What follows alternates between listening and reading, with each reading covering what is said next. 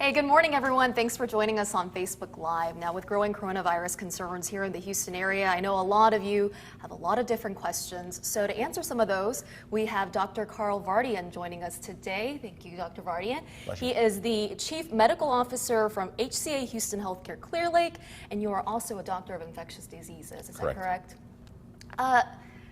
As you know, there's a lot of concern all over the world, in fact, with the coronavirus cases. Now, here locally, I think some of our viewers have already sent some questions, including one is new clothing that was made in China safe? Dr. Vartian, what do you have to say about that? Yes, there's been a lot that's been written about coronavirus living outside of people on surfaces, and it certainly can do that. It can live a few hours up to a few days, depending on the environmental conditions. One thing we do know is it's probably not a major cause of transmission. Most of the time we can detect the genetic material of the virus, but actually growing the virus, actual viable virus that could infect somebody, that's much less common. And anything that is transported across the ocean, the Pacific Ocean, it's going to take long enough, everything will die. So perfectly safe to use products. Gotcha. So any shipments that they might receive from overseas is safe. Right, they're ultimately. fine. They're fine. Another question we got is it safe to eat out or go to the grocery store? And this is something we've been noticing in the last couple of weeks and days. Obviously, people are going to grocery stores and hoarding a lot of the supplies because they feel like they cannot leave the house at all. But is it safe to go outside and spend time normally? Absolutely. I mean, this is not a time for complete panic. I mean, people are concerned. We don't want large groups of people perhaps together, which is why we've talked about cancellation of the rodeo and other large events like NBA games. But for your average citizen, day to day, go about your business. If you want to drive to the grocery store or do whatever you do, it's not a time to panic and stay home and shut yourself in. Speaking of grocery stores, so my own family member actually asked me this, and I think a lot of our viewers are probably wondering too. Let's say that you go to a public place like the grocery store and someone is coughing around you. Keep in mind it's also allergy season, and you aren't sure. So what's a safe distance for people to put in between themselves and another individual in order for them to be safe? Yeah, great question. So the coronavirus is spread by what we call droplet transmission, and 6 feet is the usual number, about 2 meters if you're a metric system, about 6 feet in this country. And so when you cough or you sneeze, you spread these particles for about 6 feet around you. So if you avoid the person who is sneezing, you can see them, hear them, whatever, just take a little detour, you'll be fine. Gotcha. And if someone does happen to sneeze on you a little closer, that doesn't automatically mean you're going to come down with anything. Absolutely not. If it were that contagious, everybody would have it. I mean, you have to realize this started in China, and yes, China's had thousands of cases, but it's got 1 billion people, so it's not as though just being in the room with somebody you're automatically going to get infected. It really requires prolonged contact in a confined, closed space to really transmit it. Okay. Another question, do people completely clear the virus, or is it just suppressed to a latent infection? Yeah, it actually, you get over it.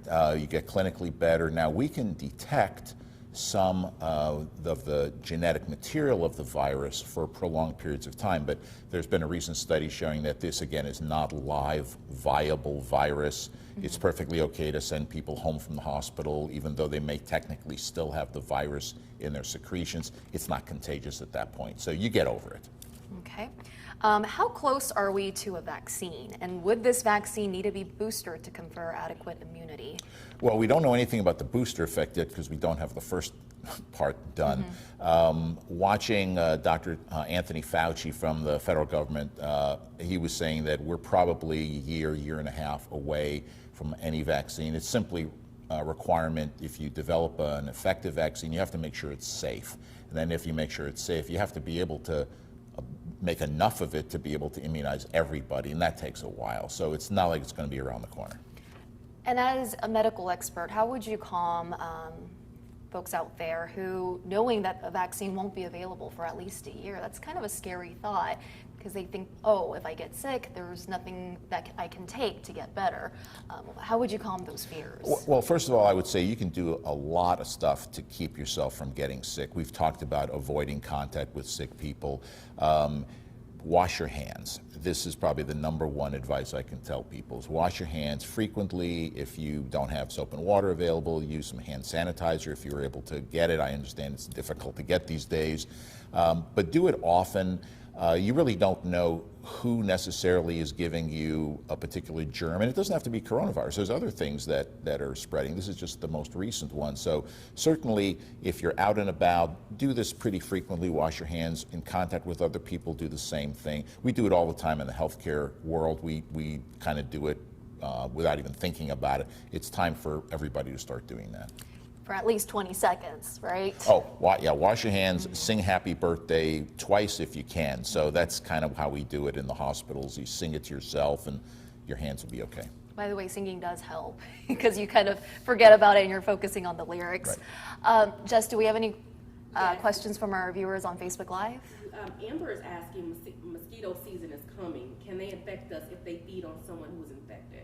No. That we know that. It's not spread that way. It's spread through, as I said, droplets in our respiratory secretions. It's not in the bloodstream that it would be transmitted by a mosquito. And for those of you who might not have heard that, the question was from Amber, right? Asking whether or not the virus can be passed on if a mosquito were to bite someone who was infected and bite someone else. But right, Dr. Vartian, and the said answer no. is no. Our next question is, what is the current mortality rate here in the U.S.?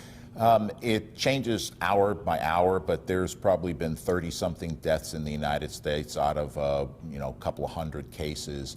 But I think it's important to reassure people the mortality rate in younger people is pretty low.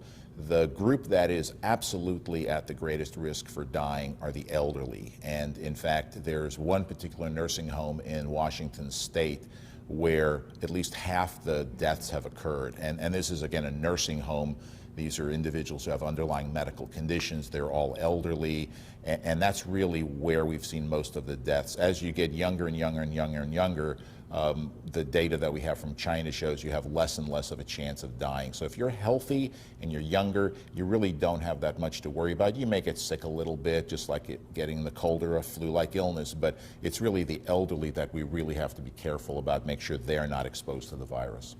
And if we can kind of break down the age group, when we're talking about elderly, are we talking about 80 plus years old? Are we talking Right. about 60 plus? I mean, Yeah, obviously, it's hard to draw a line Yeah. exactly, but typically, 65 and up, the typical Medicare age. But it was the group of 80 and over that really, they had about a 15% mortality rate, which is extremely high for any of these respiratory viruses. And as you get younger and younger and younger and younger, it was much, much less than 1%. So again, a lot of it has to do with what's wrong with you as an underlying condition, heart disease, cancer, lung disease, that type of thing, and extreme age. And if you're an elderly person who is in somewhat good health, I know a lot of family members are out there worrying about someone in their 80s who they're taking care of, their mother, their father. Mm-hmm. How do they protect them? I mean, do you just have them sort of quarantine inside the house, or are they okay to go out and eat with family members? I mean, right. I think it's just an increased amount of caution. It's certainly, they don't have to become shut-ins, but at the same time, they want to avoid contact with people who may be sick. You don't want to go visit someone who is ill, not feeling well. Again, wash your hands, sanitize your hands a lot, avoid contact with other people, and actually avoid travel.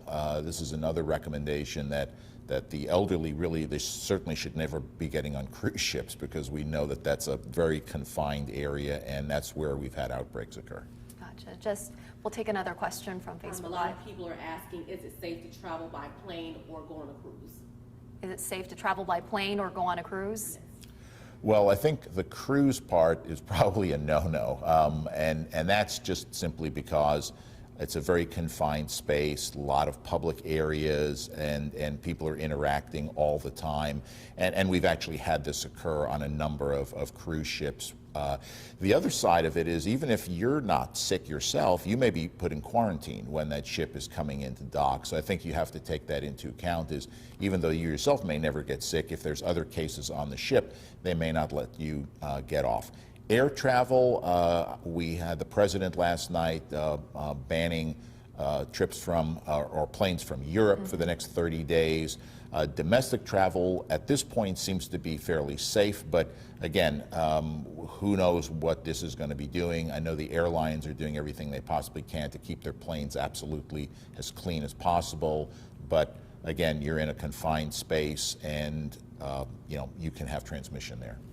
So, err on the side of caution when it comes to confined spaces, whether that be... Right.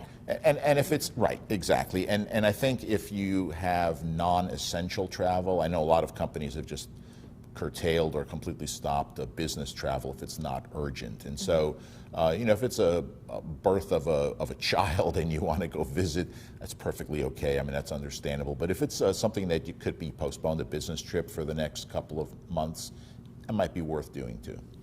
And I know there's still a lot of research that needs to be done about on the coronavirus, but is there kind of a timeline that the medical experts like yourself kind of foresee in the future where it might calm down a bit? Perhaps in the summertime is what we're hearing when viruses usually kind of die off. Could that be the same for coronavirus? Absolutely. Again, coronavirus has been around a while. They cause the common cold. It's not as though we've never seen them before. This particular strain of coronavirus is a different one, but you are correct. There's a seasonality to a lot of these, and we don't have flu outbreaks going on forever. We're not going to have coronavirus going on forever. At some point it'll stop. Nobody knows exactly when, but probably when it gets a bit warmer, we'll start seeing cases decline. Also, the social distancing that we've been talking about, this will have a huge impact as opposed to not doing it. So you have less people in contact, and that's how this virus spreads, is person to person. So in your opinion, closing Houston Rodeo was a good thing. I know there's a lot of people out there whose opinions vary on this. Some folks, of course, very upset, but you would agree that the city did the right thing? I would. It's something that, again, it's an important part of the culture of Houston. It's a tradition in Houston this time of year. But at the same time, if you're going to be as safe as you possibly can be, it, I think, was the right decision. Gotcha. Jess, anything else? Leslie is asking that she's wondering if the coronavirus is weak in high temperatures. Leslie's asking one more time. She's asking, is the coronavirus weak in high temperatures? Weak in high temperatures? Yes. Coronavirus weak in high temperatures? It's a difficult question to answer. I'm not sure what a high temperature is. Certainly if you're in Houston in the summertime, I would say the virus probably has very little chance of surviving on a surface that's 140 degrees sitting in the sun. We probably can say that you will have less transmission in the hot weather, just simply because surfaces where this virus might land are just going to be sizzling hot, and nothing's going to survive on it. And for people who work in the service industry, like hotels, we got one specific question. If you work in a hotel like Holiday Inn, should you go to work? Because you're, obviously around a lot of people, a lot of different people. Are they going to be safe, or what's your recommendation for them? Well, I think it depends on what you do at the hotel. And I would say, first of all, I think you're going to be fine. Certainly you do not want to be around someone who's sick. Again, you want to use hand sanitizer, wash your hands a lot. If you're at the reception desk, let's say, keep a certain distance that we've been talking about from the customers. If someone's coming in and they're coughing and sneezing, you probably want to step back a little bit. But I think you can certainly go to work and just use some common sense and you'll be fine. One particular viewer sent in this question: I'm pregnant and work at a call center with over 100 people employed. Is it okay to go to work today? So we're talking about people who are obviously pregnant. Any different kind of cautions for them? We have a limited amount of information about pregnancy. It does not seem to be a major risk factor for developing this virus, but certainly, just as we've been saying, the more people that you're around, if you have somebody who is ill, it's that person who needs to stay home. It's not you when you're healthy staying home.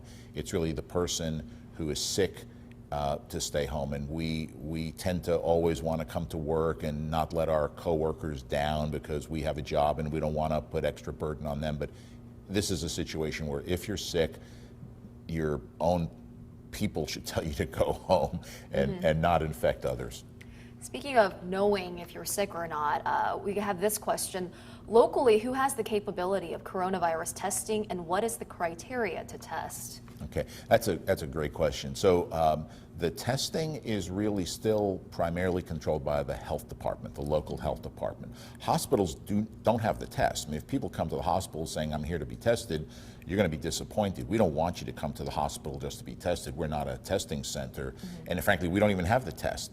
So certain criteria, if you have been in close contact with a confirmed coronavirus case, that puts you at higher risk.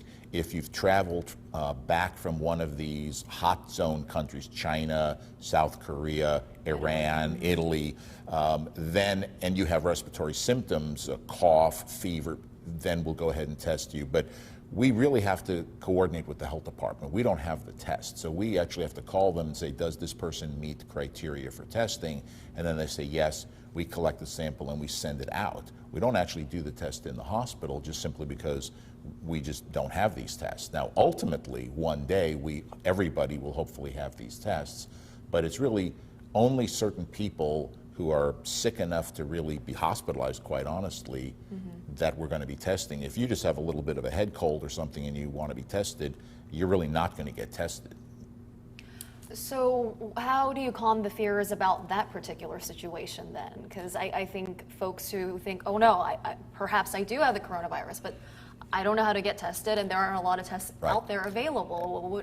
Yeah, and that's a great question, and this is something that our city, really every community in the country is struggling with. We have a limited number of tests only done in certain places, and we really can't have everybody coming into hospitals just to be tested because that's not what hospitals are for. I mean, hospitals are for people who need to be hospitalized, quite honestly, people with pneumonia, people who have difficulty breathing, low oxygen levels. These are the people that we're admitting to the hospital. So I have no doubt that there will be some alternate site places you can go to, whether it's city buildings or they'll take over some area. I mean, just think of what we did with the Katrina refugees coming in from New Orleans. We opened up the George R. Brown Convention Center as a medical treatment area. So I think there are alternative sites outside of hospitals where they'll eventually set them up where people can go in there. We've talked about like drive-by testing. You kind of go in there, they swab your nose, and then you just keep going. Yeah. Exactly. So we have models around the world. We just have not set them up yet here in Houston or anywhere else in this country, to my knowledge. Are you hearing word that those kinds of testing facilities will be coming here in the future? We're talking about it all the time, but it's up to, I think, the health departments to really kind of own that. It's bigger than a hospital or a doctor's office. It's really something for an entire community. We have different counties in this area. We have different cities, so you'd have to be able to test Fort Bend County and Harris County, Montgomery County. I mean, Houston's such a large area. I think you'd have to set this up, and there's different municipalities working together. I'm sure they'll get it done. We're just not there yet. Jess, any other questions? This is a two-part question. One person is asking, should people who are having a surgery in the next few weeks be concerned, and will their immune system be compromised? So for folks who might be having surgeries in the coming days, should they be concerned because of the coronavirus? If you're scheduled to have surgery, by all means, go ahead and continue to have the surgery. Hospitals are not where you're going to get coronavirus. We are taking this very, very seriously. Just about all the hospitals, I think, in this area are screening visitors when they come in, making sure they're not sick. If they're sick, we ask you to go home. We don't want people who have respiratory viruses in our hospital. Again, if you're sick enough to be admitted as a patient, that's different. But if you're a visitor, we're really trying to control people coming into the hospital. But absolutely, if you're scheduled to have a medical procedure, go ahead and do it. The second part, I think, was would the surgery weaken your immune system? Not to the point that you're suddenly going to get an infection. There are all sorts of changes that occur physiologically, but nothing that's going to make you suddenly predisposed to developing this virus infection. So by all means, go ahead and have your surgery, and good luck to you.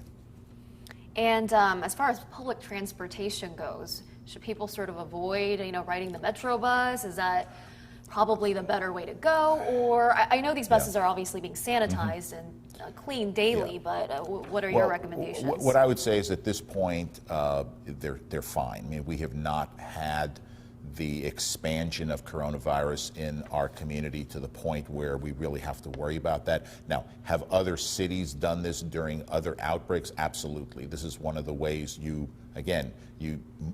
prevent movement of people by shutting down transportation like that, but at the same time, people do have to get from one place to another place, either to make a living or to visit friends and family and interact with them. So it's something that really requires a lot of thought before you do it.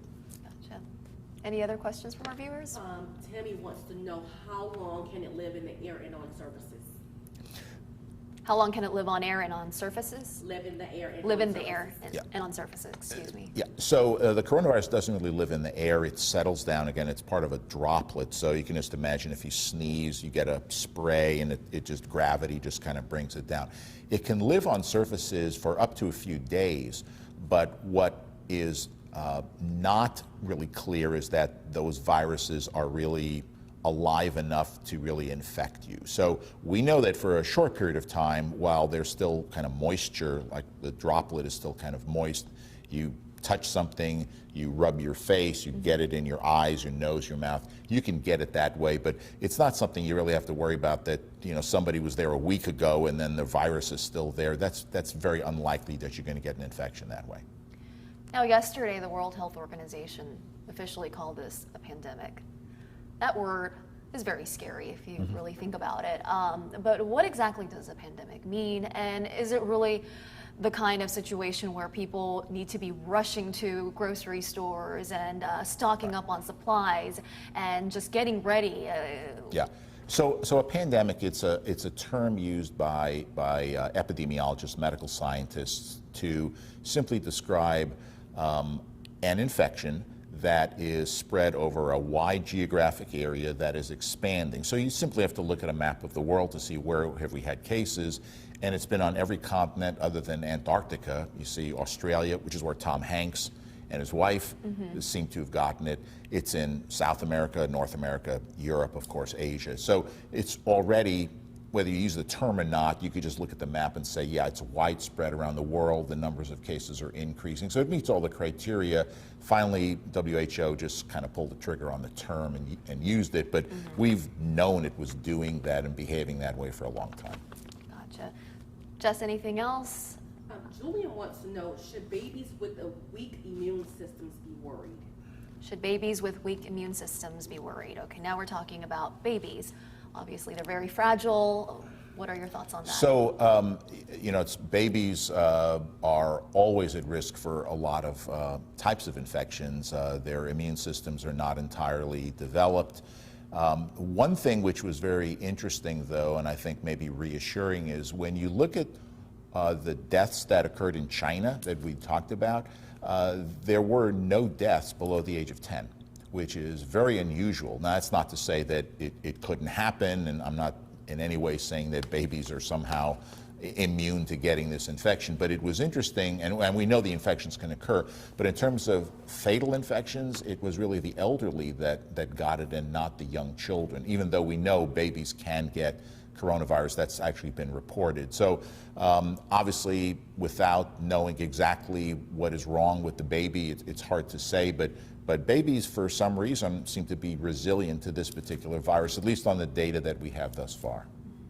I also think a lot of people have questions about community spread. I know when we first started reporting about coronavirus cases here in the Houston area, majority of those cases were from folks who traveled outside of the country. Now, we just reported that there is a man in Montgomery County Right. who recently visited the Houston Rodeo Cook-Off, and he may have come down with the coronavirus. So, is it inevitable that there will be some kind of community spread, or should people still not be so worried about that? Well, I would say it's probably inevitable. I mean, there's nothing unique about Houston that would prevent us from getting it. We're a large city. We have lots of people, and we know these, as you said, most of the cases we've had have been travelers, but those travelers may come in contact with other people, family members. We just had a situation in Frisco, Texas, where a man came back from a trip and gave it to his wife and child. So we know that transmission can occur. There's no reason to think it's anything unique in Houston. It's just a matter of time. But again, we're nowhere near the stage where you have to look at every single person with suspicion that they're going to be giving you something. It's been very isolated cases. It's been close contacts with that individual, like family members that have gotten sick. And I think, again, if you avoid contact with sick people that you can recognize they're sneezing, they're coughing, avoid them, wash your hands a lot, you'll stay safe.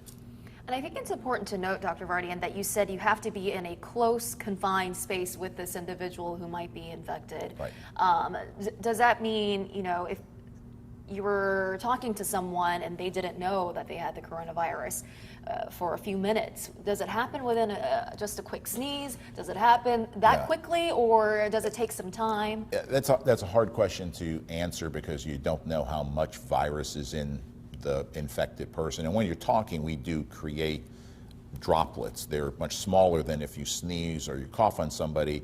But where we've seen spread is really exactly what you said. If you're talking together for a while, you're at more risk than if you're just sort of passing by somebody. So when I think of people at the rodeo or livestock show, they're mostly like walking by each other. I mean, so there's lots of people there, but you don't really have a lot of close contact, prolonged contact with a lot of people. So just being in the same area as somebody won't give you the virus. You've got to be kind of up close and personal, having some interaction. Now, if you're unlucky enough that that person should sneeze on you or cough on you, well, obviously your risk just went up a lot. But just casually meeting people, talking to them is much less of a risk than just being with them for a prolonged period of time.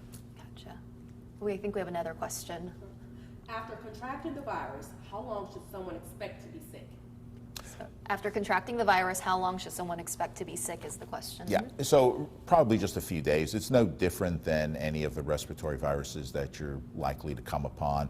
We know that once you're exposed, it's up to about 14 days. Most people get sick around 5 days or so after they've been exposed, and it'll just run its course. If you don't have any serious medical problems, you'll just feel crummy, some aches, pains, fever, cough, that kind of thing, just as you would with any kind of a flu-like illness, but you'll get over it in a few days. It's not any more, it's really not any more serious than any of these other ones as long as you're healthy and can get over the infection.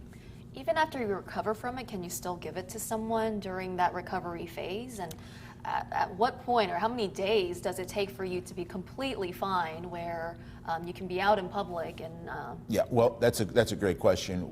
We know that most of the transmission occurs when you're sick. So if you're still sick, you're febrile, you're coughing, things like that, you really don't want to be going around people. But if you're feeling better, you're clearly recovered, no more fever, your cough is subsiding, again, use some caution, some common sense. Again, wash your hands. That's how you can give it to other people. You blow your nose and then you go shake somebody's hand. You've just given it to them, even if they never saw you blow your nose, it was on your hand. So cover your mouth if you're coughing or sneezing with a tissue, throw that tissue away.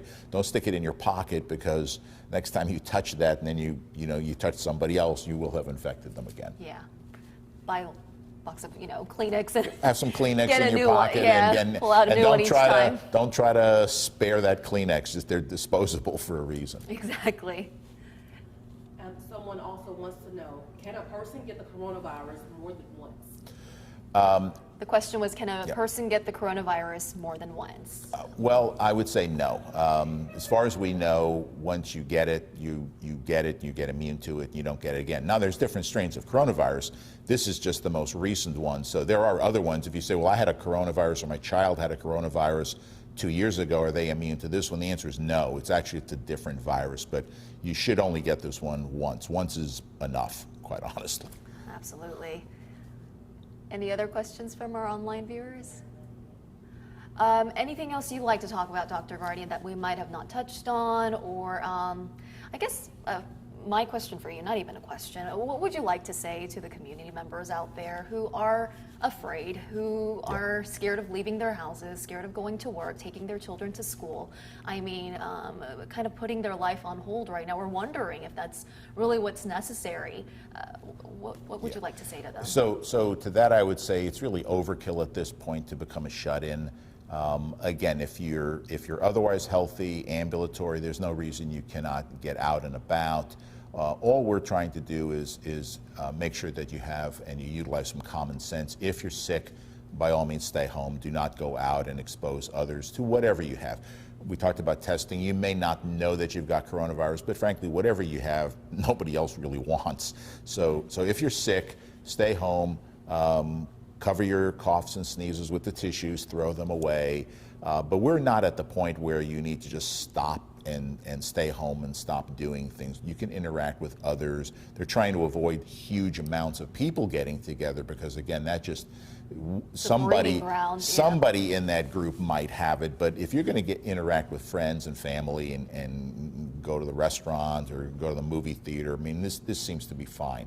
Will we ever get to that point where we tell people no? I don't know. That's something that is evolving. That's why you need to stay tuned to the media. There are meetings, I guarantee, our hospitals, every hospital system is meeting daily, hours a day, trying to manage an evolving situation. So, but we're not panicking. We just are getting ready for what might happen. And it's the old adage, you prepare for the worst and you hope for the best. And I think that's where we're at now. And I think that's what our leaders are doing. They're preparing for the worst and hoping everything kind of calms down, and you'll never know, did I make the right decision? But you only get one chance, and you err on the safe side by closing things and restricting travel. And you do that with the realization that it may inconvenience some people, but it may save lives. Absolutely, and the important thing there to note is do not panic. Absolutely, do just not panic. because these major events are closing does not mean that there's... Right. They are unique situations. We didn't used to have 50,000 people get together, on a regular basis, and we do this now all the time for some of these events. And so it's just a matter of making sure that everybody is safe, and in the long run, that's really all we're all interested in. Fantastic. Well, Dr. Vartian, thank you so much for joining us this morning and answering those questions. Thank you. And guys, of course, if we didn't get to your questions today, no worries. We're going to have medical experts join us in the coming days, weeks. So go ahead and send us your questions via email. You can also go check out on our website, khou.com/coronavirus, for any of the latest coronavirus updates. You can also text us, and that number is 713-526-1111. All right, everyone, have a great morning.